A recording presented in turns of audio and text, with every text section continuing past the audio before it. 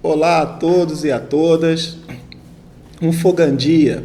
Eu saúdo a minha família sanguínea, saúdo a minha família espiritual, em especial minha mãe Natalina, que foi a pessoa que me fez nascer para o culto dos Voduns e que este ano completará, no dia 24 de agosto, 50 anos que partiu para o Orum. E todos os meus agradecimentos a essa pessoa importantíssima na nossa vida e na comunidade do Candomblé, sobretudo para quem a conheceu.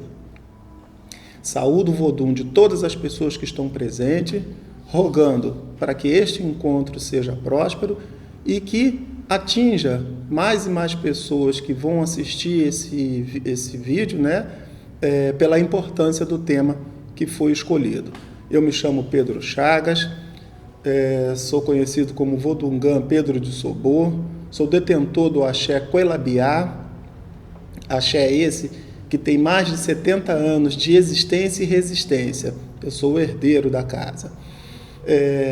O axé do Coelabiá, ele descende do Coecinfá e o Coecinfá descende do Podabá, que é o primeiro axé que se tem registro que chegou aqui no Rio de Janeiro. Eu agradeço ao meu irmão Jassanã por me convidar, por estar aqui dando a fala sobre esse tema importantíssimo. E aí, meu irmão, eu digo a você que cada vez mais eu entendo as nossas convergências de ideias e de pensamento. Eu tenho particularmente uma preocupação muito grande com as questões que vão além do muro de uma casa religiosa.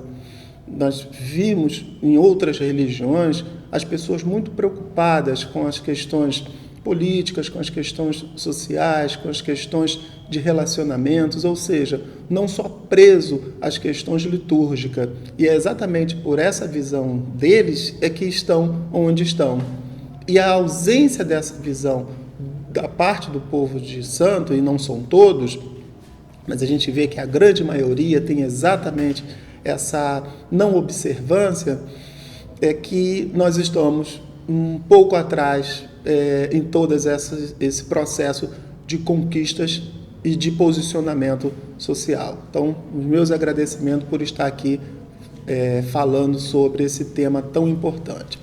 Nós vamos tratar aqui sobre as questões da previdência social e também das questões do Código Brasileiro de Ocupação e o caminho, o que nós temos de fazer para que o povo de Axé tenha benefícios, atinja esse direito constitucional.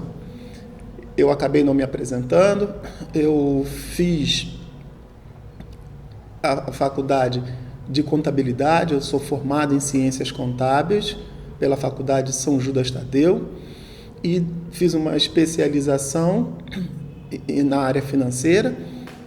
Depois eu fiz um curso de Direito, eu sou bacharel em Direito pela Universidade Estácio de Sá e me especializei na área previdenciária. E aí é justamente por isso que eu estou aqui para dar essa fala nessa semana de palestras do Candomblé na sociedade. Para que tenhamos uma ideia sobre esse conjunto de situações que nós entendemos como INSS, é assim.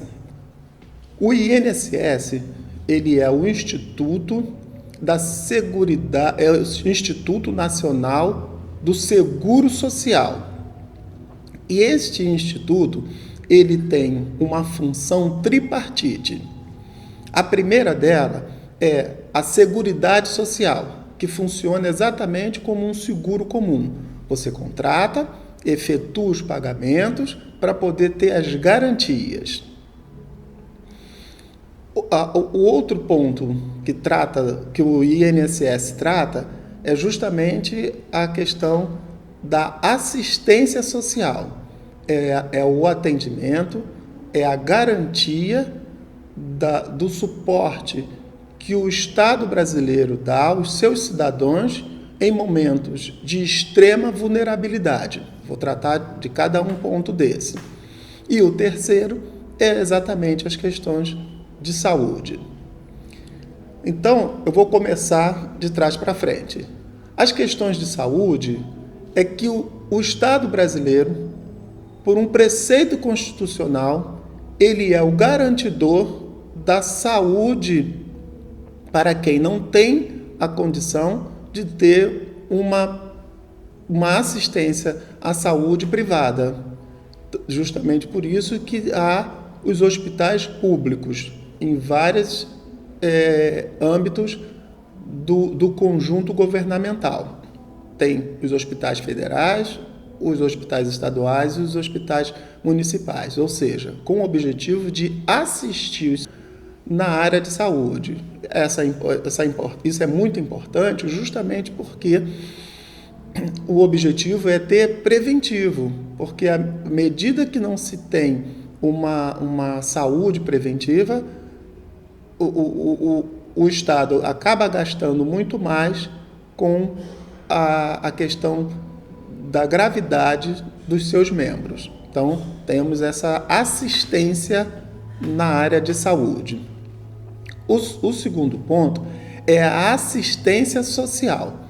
Então, é o momento em que o Estado brasileiro, por um preceito constitucional, assiste aos seus cidadãos da seguinte forma: a pessoa teve uma dificuldade, caiu, quebrou a perna, ficou doente, ou seja, temporariamente saiu das suas atividades normais e rotineiras de trabalho. Essa pessoa é assistida pelo Estado brasileiro através desse preceito que é a assistência social.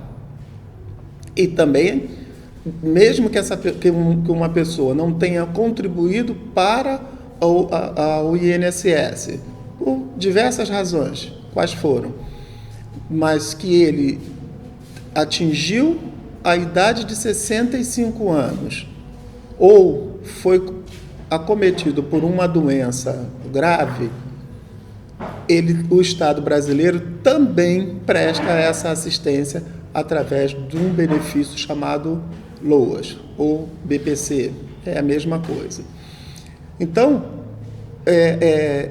a assistência social ela é garantida pela nossa Constituição, que está dentro desse tripé do INSS. E aí, no caso, o primeiro que eu comentei é justamente o seguro social, a seguridade social. O que significa isso? Funciona muito parecido com os seguros que são contratados de forma das empresas privadas. Você paga para obter direito. Teoricamente, para que você tenha direito, você tem deveres e obrigações.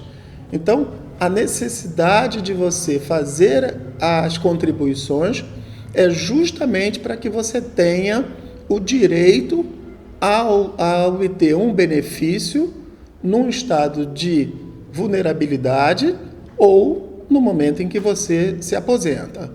Hoje, o sistema brasileiro de assistência na área da Seguridade Social é feita através de uma participação dos seus membros, ou seja, todos que hoje estão na atividade profissional, eles recolhem para pagar os benefícios de quem tem a necessidade momentânea, que no futuro, esses que hoje garantem o pagamento de quem está na condição de beneficiário, no futuro, somos nós quem iremos receber pela próxima geração, e assim sucessivamente é que se garante o equilíbrio da Previdência Social.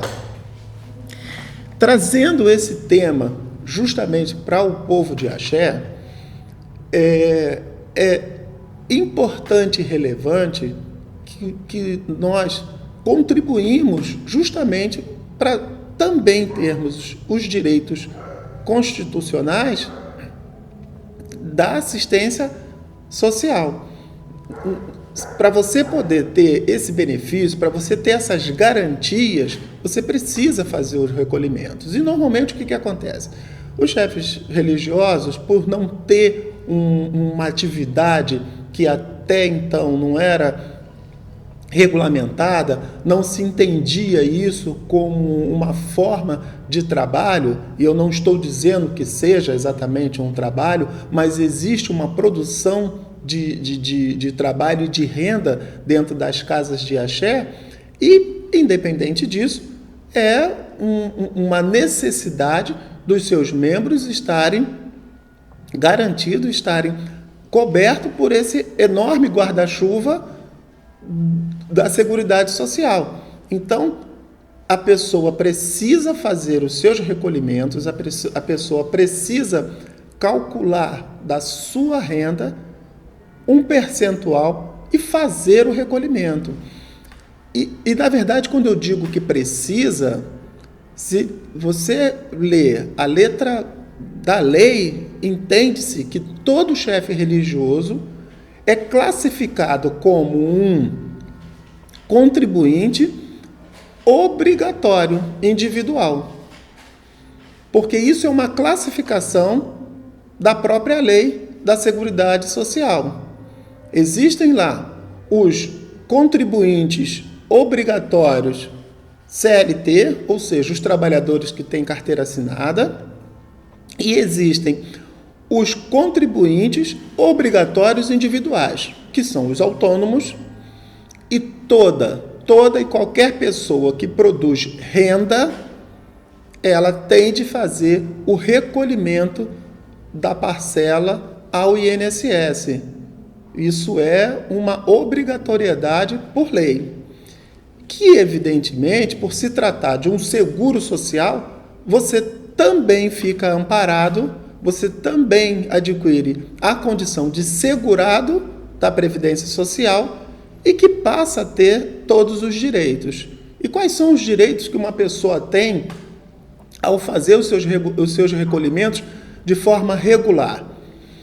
Mais uma vez, se a pessoa cair, quebrar a perna, ficar impossibilitada das suas atividades laborativas temporárias, ela é assistida por uma rúbrica que tem dentro do INSS que chama-se auxílio doença. Sofreu um acidente, existe o auxílio acidente. Ou foi acometido por uma enfermidade que você não possa mais trabalhar, você tem direito à aposentadoria por invalidez. Ou até mesmo atingir o tempo que a lei determina, tanto tempo de contribuição versus a idade da pessoa, a pessoa passa a ter uma aposentadoria. E é muito comum a gente ver dentro das casas de axé as pessoas, por não dar a importância para esse tema, vivendo ali o momento, o dia, unicamente naquele momento. Então, faz todas as movimentações necessárias, as casas de santo têm essa coisa de fazer as suas assistências, né? Então, tudo que arrecada acaba assistindo a todas as pessoas, mas o chefe religioso e toda a equipe que está ali trabalhando diariamente, que não tem essa situação do trabalho fora, que não tem o patrão que faz o recolhimento, que desconta na fonte, quando ele não faz esse repasse, quando ele não recolhe, ele acaba chamando para ele uma situação futura, no momento em que ele fica em estado de vulnerabilidade, completamente sem assistência. Nós até sabemos que dentro do candomblé, a pessoa, até pela questão da hierarquia, quanto mais idade de santo ele tem, ele acaba sendo mais olhado, as pessoas vão consultá-lo justamente porque ele carrega com ele todo um processo de conhecimento, de obrigações no corpo, de experiência de vida, mas isso tudo acontece enquanto essa pessoa está numa formativa, que ele está comparecendo aos eventos, que ele vai a uma festa religiosa, ou até mesmo que ele não vá, mas que ele esteja dentro de casa com as faculdades mentais e a condição motora bacana. No momento em que esse chefe religioso é acometido por algo que lhe impossibilite de proporcionar ou oferecer alguma coisa para a comunidade, não tem jeito. Essa pessoa acaba ficando abandonada e desassistida. Vai um ou outro lá para fazer uma visita, mas não essa questão da movimentação econômica, de tudo aquilo que ele normalmente teria estando numa atividade plena, isso não vai acontecer. E mais do que isso, a pessoa não tem de ficar na dependência do que virá para a comunidade. Ele precisa ter autonomia, ele precisa ter a vida dele. É exatamente aquilo que eu falei no início. O povo de santo precisa estar além das questões litúrgicas, além dos 4 muros de uma casa religiosa. Isso faz parte da sociedade. Qualquer cidadão adquire essa condição de aposentado num dado momento. Mas essa aposentadoria, ela não pode vir em cima meramente de um salário mínimo, porque quanto mais idade a pessoa tem, mais a pessoa gasta, mais necessidades tem.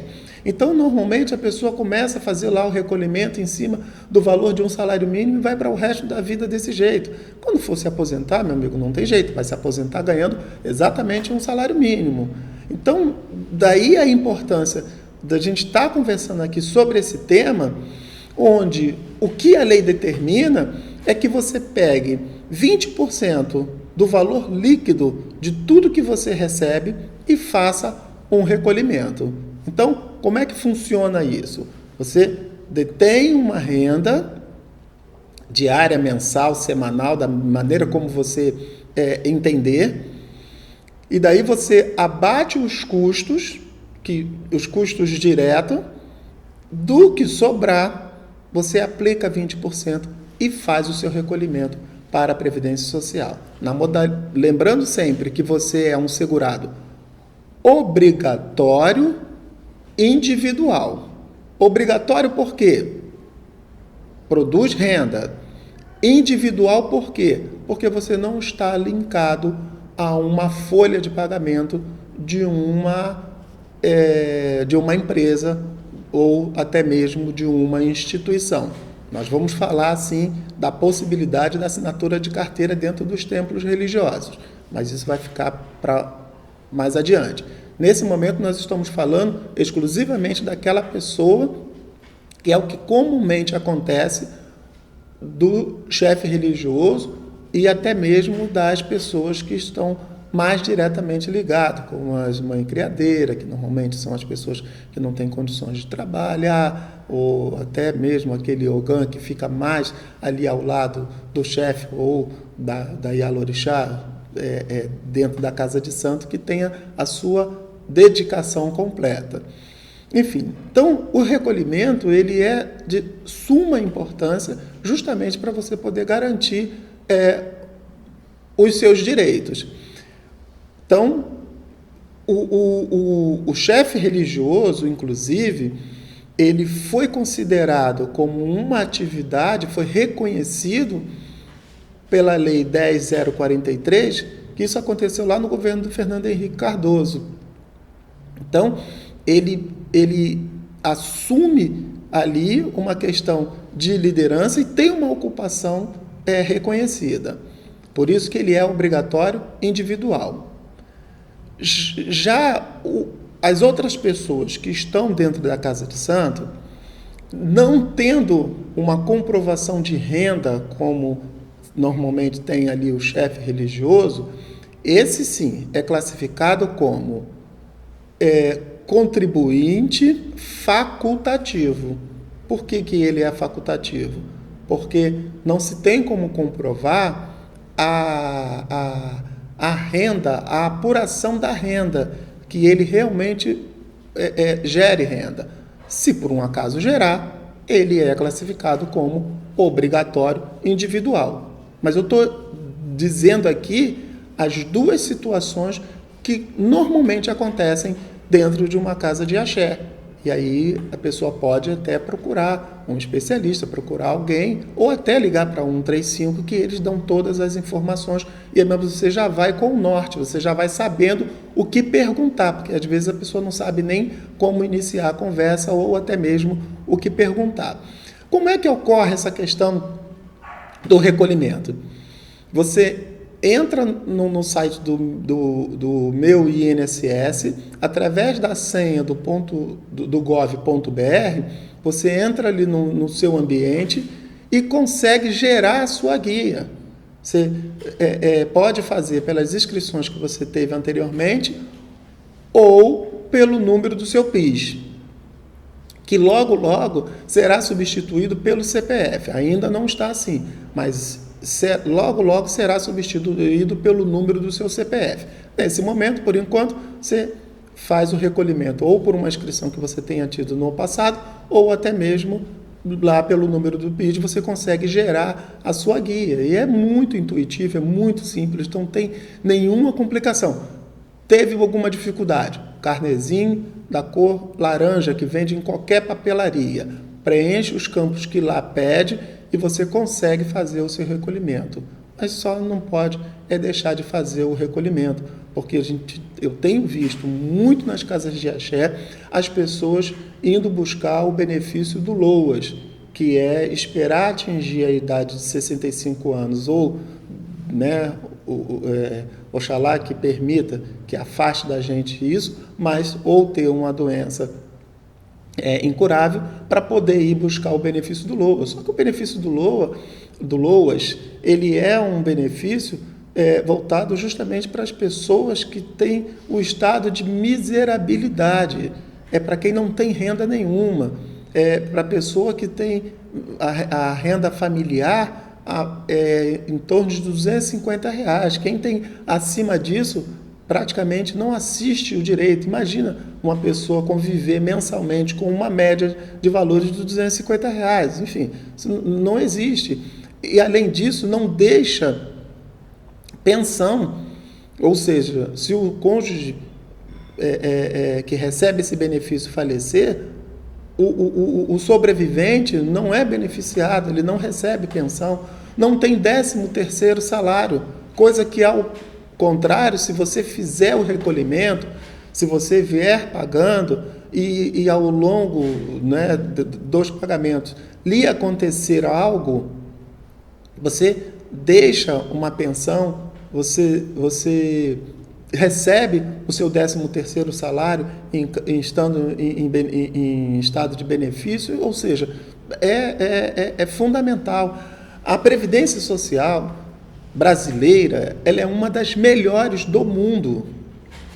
É um dos mecanismos de assistência social melhor do mundo. Eu entendo que muitas das vezes as pessoas até não têm uma certa confiança nesse instituto, e aí, poxa, eu vou tirar do pouquinho que eu recebo, eu vou ficar dando dinheiro para o governo, eu recebo esse dinheiro aqui, vou ficar pagando para esses caras, que toda hora eu ouço dizer que a Previdência Social está falida, só falam mal, filas em cima de filas, as pessoas vão lá buscar o benefício e acabam não conseguindo, mas isso tudo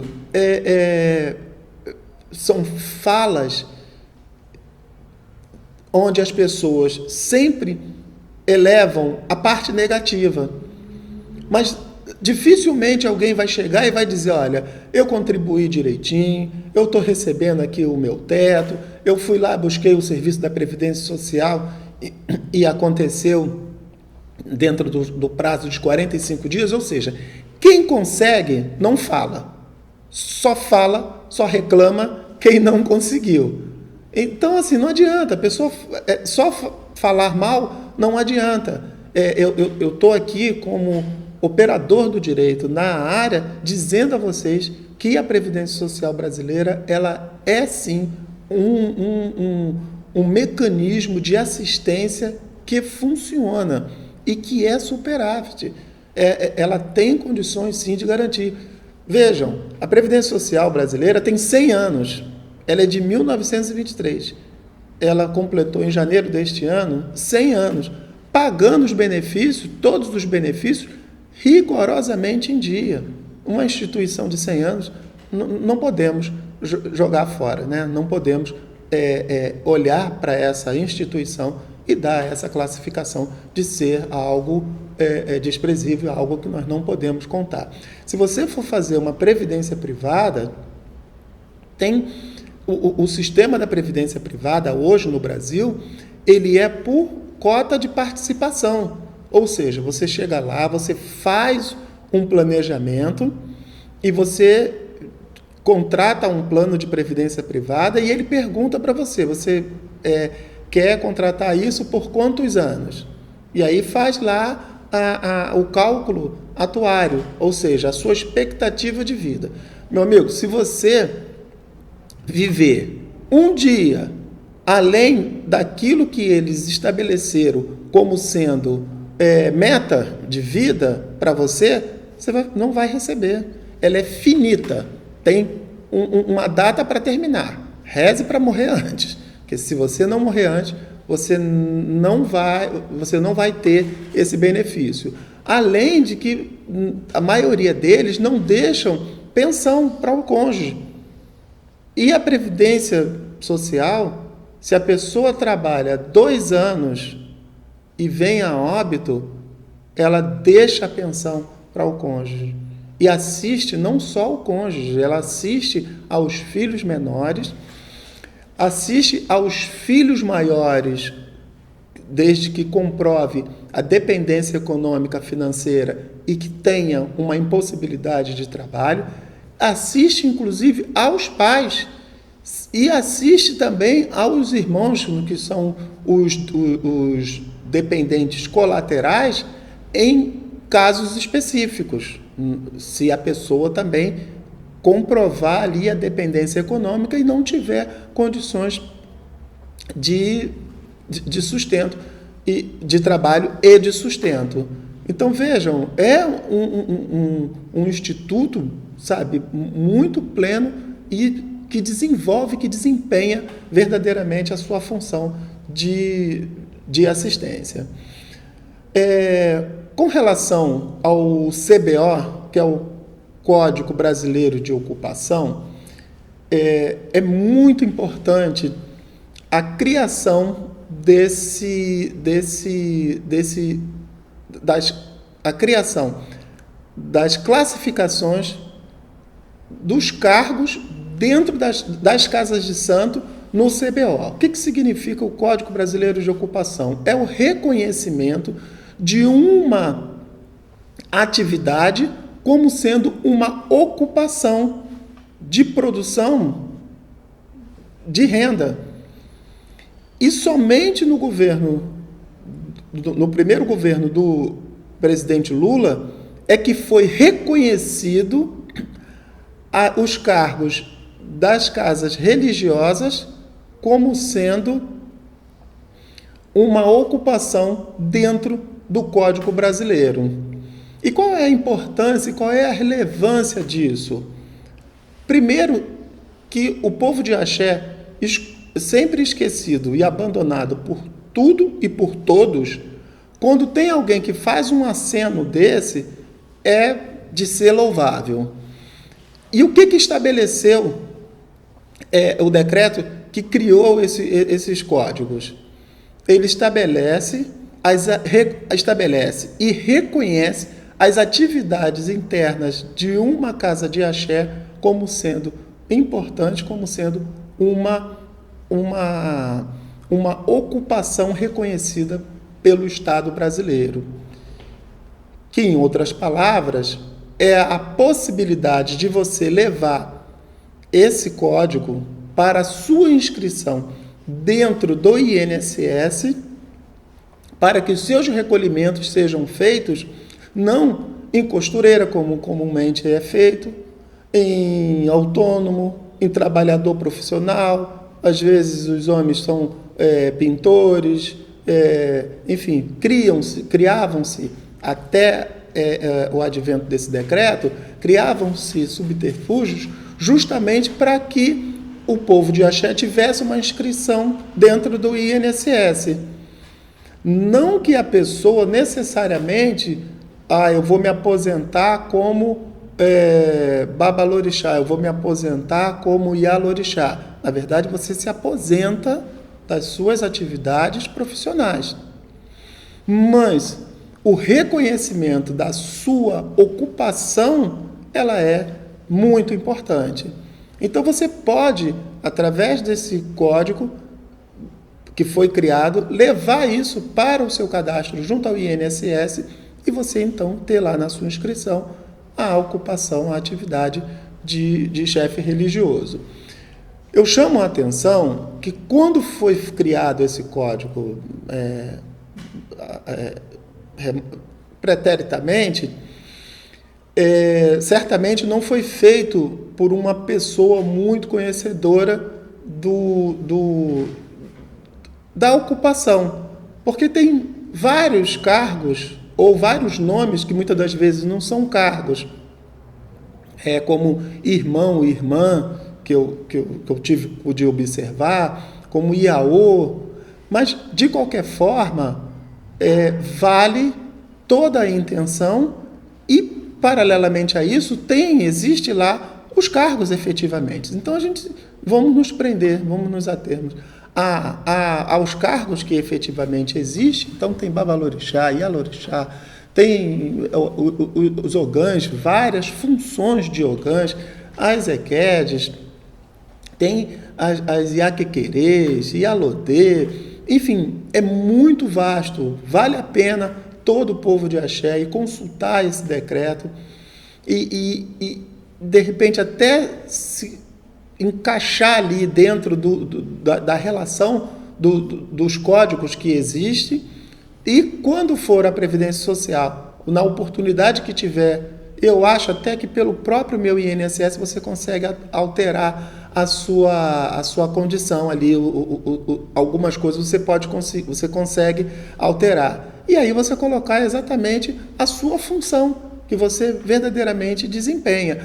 Mas eu desempenho a função laboral de técnico em informática, mas eu também sou o babaiefum da minha casa. Enfim, e aí você vai dizer qual a que você escolhe, qual que é a mais relevante, qual que é a mais importante. Mas eu só ratifico aqui da necessidade de nós conhecermos, sabermos que isso existe, sabermos que estamos sendo reconhecidos e que temos o direito de exigir que isso seja classificado corretamente a nossa função junto ao INSS, porque isso já existe dentro do Ministério do Trabalho.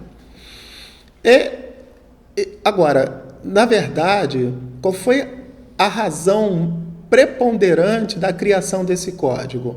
E é onde nós podemos nos beneficiarmos ainda mais, não só simplesmente do cadastro. A pessoa faz os seus recolhimentos, começa a efetuar os seus pagamentos e por algum motivo interrompe. Eu fui lá e parei de efetuar os pagamentos.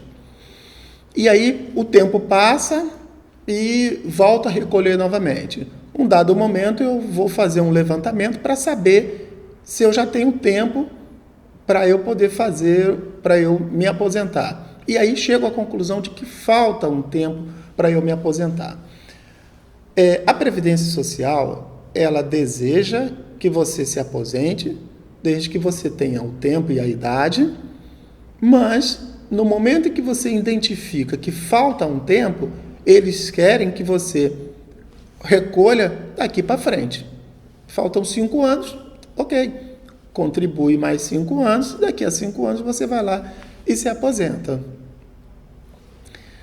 No entanto, nós que somos operadores do direito, E aí, analisando essa questão macro, entendemos o seguinte: você tem o direito, sim, embora a Previdência Social, eles dizem que não, mas você tem o direito de recolher os hiatos que ocorreram na sua vida de contribuição. Ou seja, aqueles períodos que não foram feitos os recolhimentos, você tem o direito de fazer o recolhimento.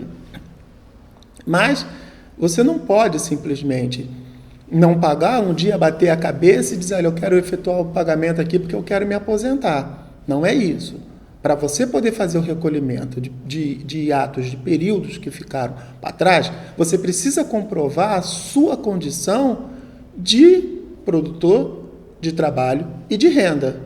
Então, você precisa provar isso. Então, se você é um empresário, nós vamos levar o contrato social daquela pessoa, contratos que ele assinou, exatamente naquele período que tem a ausência do pagamento, justamente para corroborar as provas de que ele exercia uma atividade profissional e laboral. No caso do povo de Axé, nós temos que provar que esta pessoa exercia a atividade de sacerdote naquele período. Então, como que nós conseguimos provar? Primeiro, atualização do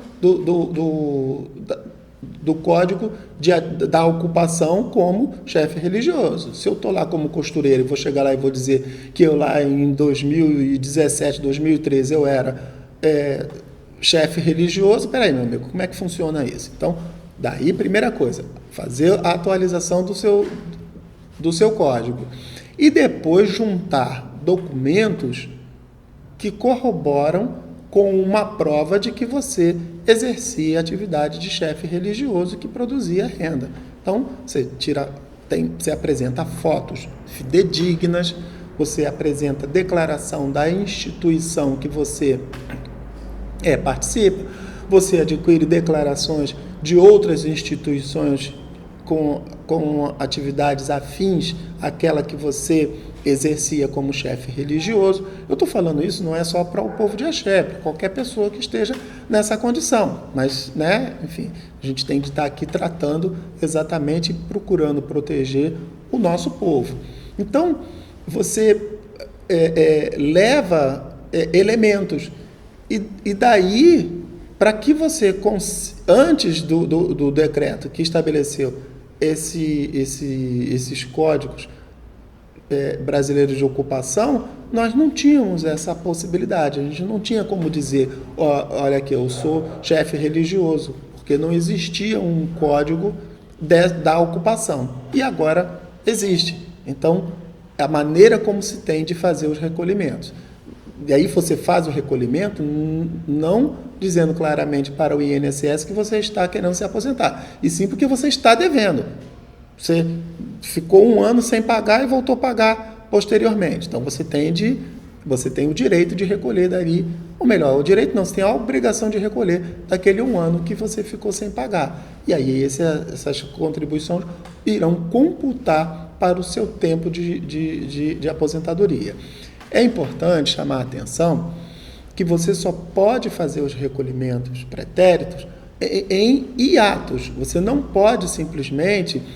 eu comecei a pagar em 2000, e aí me faltam 5 anos para eu me aposentar. Então eu vou começar a pagar em 1995, porque aí, 5 anos, chega a 2000, não, você não pode pagar atrasado antes de você ter a primeira contribuição em dia.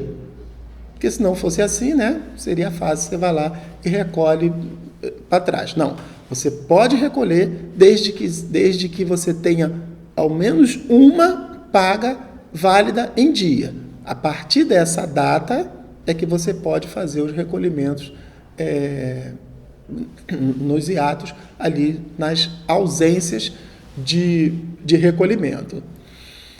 Quando eu falo da declaração da instituição religiosa, dizendo que você exerce aquela atividade, eu passeio pela questão da necessidade das instituições religiosas serem constituídas através dos seus CNPJs, estatuto e atas.